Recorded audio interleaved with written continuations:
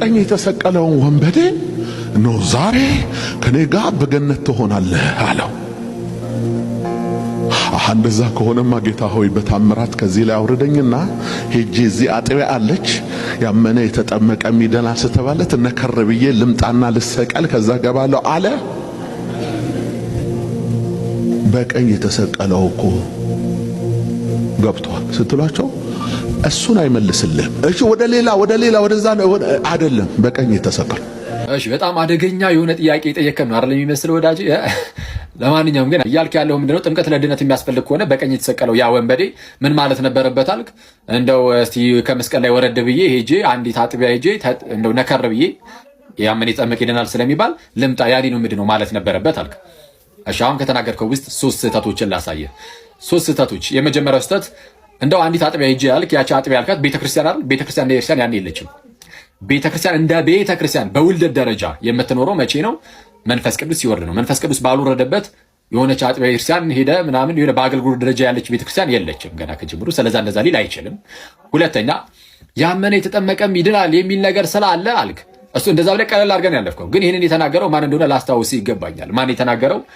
ጌታችን ኢየሱስ የለየለት ጌታ ነው ብለህ እንደምትፎክረው አይደለም። የክርስቶስን ጌትነት በአንደበት የመናገር ጉዳይ ብቻ ሳይሆን ልብ ላይ ያለው ነው። የክርስቶስ ጌትነት ልብ ላይ ካለ በምን ይታወቃል መሰለህ? ለቃሉ ተገዥ ትሆናለህ። ያኔ ኢየሱስ ለአንተ የምርም ጌታም ገዥም እንደሆነ እናውቃለን። ኦኬ። ግን ለቃሉ ተገዥ ካልሆንክ ዘን ጌታ ነው ስትል ሌላ ኢየሱስን ነው ማለት ነው። አሊያም ደግሞ በአንደበት ላይ ብቻ ነው ጌታ ነው የምትለው ሰው፣ ይሄም ከባድ የሆነ ችግር ነው። ሶስተኛ ሄጄ ነከር ብዬ ልምጣ ያልከው አገላለጽ አለ። እንግዲህ አሁን ልጠመቅ የሚለው ነው ነከር ብዬ ልምጣ ያልከው።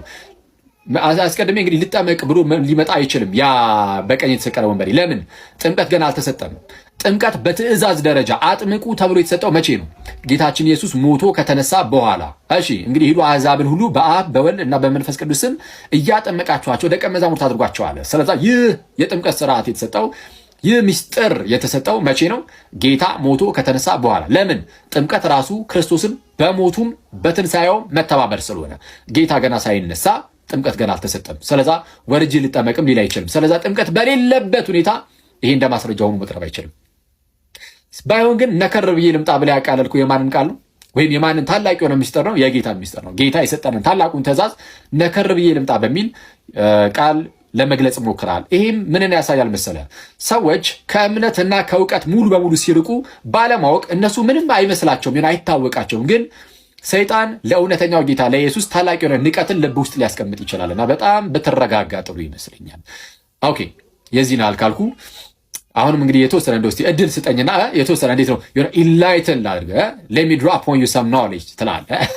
እሺ just kidding። ግን ምን አለ መሰለህ፣ ለምሳሌ ሰው ለመዳን መንፈስ ቅዱስ ያስፈልጓል። ሰው ለመዳን መንፈስ ቅዱስ ያስፈልጓል። ለክ ዮሐንስ ወንጌል ምዕራፍ 3 ቁጥር 5 ላይ ለምሳሌ ሰው ከውሃና ከመንፈስ ካልተወለደ በቀር ወደ እግዚአብሔር መንግስት ሊገባ አይችልም ይላል አይደል? ይሄ ለጥምቀት ነው ወይስ አይደል የሚለውን እርሱን እርሳውና ቢያንስ መንፈስ ቅዱስ ግን ወደ እግዚአብሔር መንግስት ለመግባት ግዴታ ያስፈልጋል። ስለዚህ ሰው ያለ መንፈስ ቅዱስ ወደ እግዚአብሔር መንግስት መግባት አይችልም። ይሄንን እንስማማለን። ልክ እዛው ዮሐንስ ወንጌል ምዕራፍ 7 ላይ ጌታችን ኢየሱስ ቁጥር 37 ላይ ማንም የተጠማ ቢኖር ወደ እኔ ይምጣ የሕይወት ውሃ ወንዝ ከሆዱ ይፈልቃል ብሎ እንደጮሆ ማለት ነው። እሱን ዮሐንስ ምን ብሎ ተረጎመ? ይህንንም በእርሱ የሚያምኑ ይቀበሉ ዘንድ ስላላቸው ስለ መንፈስ ተናገር ይላል። ስለ ሰዎች ለመዳን ምን ያስፈልጋቸዋል? መንፈስ ቅዱስ ያስፈልጋቸዋል። ያንን መንፈስ አማኞች ይቀበሉታል። አማኞች ያንን መንፈስ ይቀበሉታል። ስለዚያው መንፈስ ሲናገር እዛው ጋር ደግሞ ዮሐንስ ምን ብሎ ይናገራል? በደንብ አድርገህ ስማኝ። እዛው ጋር ስለዛው መንፈስ ሲናገር ዮሐንስ ምን ይላል? ኢየሱስ አልከበረምና መንፈስ ገና አልወረደም ነበረ ይላል። መንፈስ ገና ምን አላለም? አልወረደም ነበረ። ስለዚህ ያ መንፈስ ደግሞ የሚወርድ ነው። ስለዚህ መንፈስ ይወርዳል። መንፈስ ሳይወርድ መዳን የለም። ሰው እንዲድን የኢየሱስ መምጣት ብቻ ሳይሆን የመንፈስ ቅዱስ መውረድ ደግሞ ያስፈልጋል። ድህነት ላይ የመንፈስ ቅዱስ ኢኮኖሚ ደግሞ አለ። ለሱ መንፈስ ቅዱስ ምን ማለት አለበት?